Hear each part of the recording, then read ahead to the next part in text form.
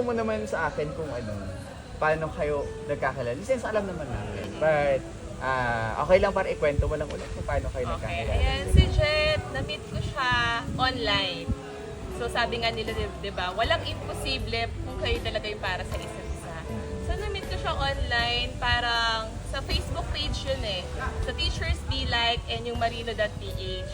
So ako kasi, mahilig ako tumitingin sa Teachers Be Like, tapos comment-comment. Halimbawa, meron din na good morning sa teacher na maganda. So ako patolan naman ako dahil feeling ko maganda ako. So magko-comment naman ako, good morning din, ganyan. So atong si Jet, parang syempre kapag teacher seaman, ayun yung pinag-ano nila, di ba? Pinagpa-partner nila.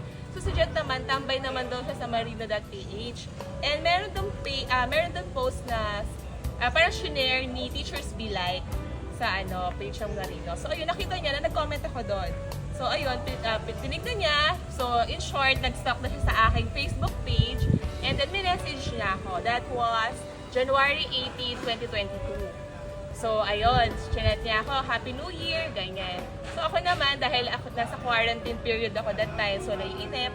So ayun, pinatulan ko din, Happy New Year, ganon. So sabi ko, parang napaka-boring naman ng taong to. Kasi I checked his Facebook page. Wala naman akong makita, parang there's nothing interesting about him. So ayun. And kwento lang siya, at nabanggit niya bigla na si tita daw niya ay isang teacher. So doon kami nag-start. Nagkaroon kami ng common ground na dahil teacher din si tita niya. So ako bilang isang empleyado ng gobyerno, teacher. So nagsabi ako ng mga rants ko sa ganyan, sa pagiging teacher. So doon kami nag-start until na talagang nagkaroon kami ng komportable na kami sa isa't isa. And then ayun, sabi niya gusto daw niya manligaw, ganyan. Sabi ko, hintayin ko muna na umuwi ka sa Pilipinas. Kung talagang sigurado ka na para sa akin, uuwi ka ng Pilipinas just to meet me. At ginawa naman niya, umuwi siya ng December 2022.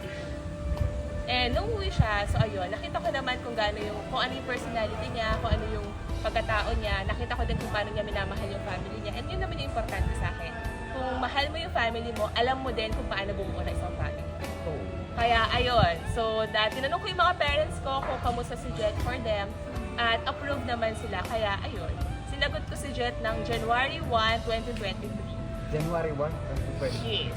So, New Year, putukan! Literal na putukan. So, ayun, sinagot ko siya noon. Yeah.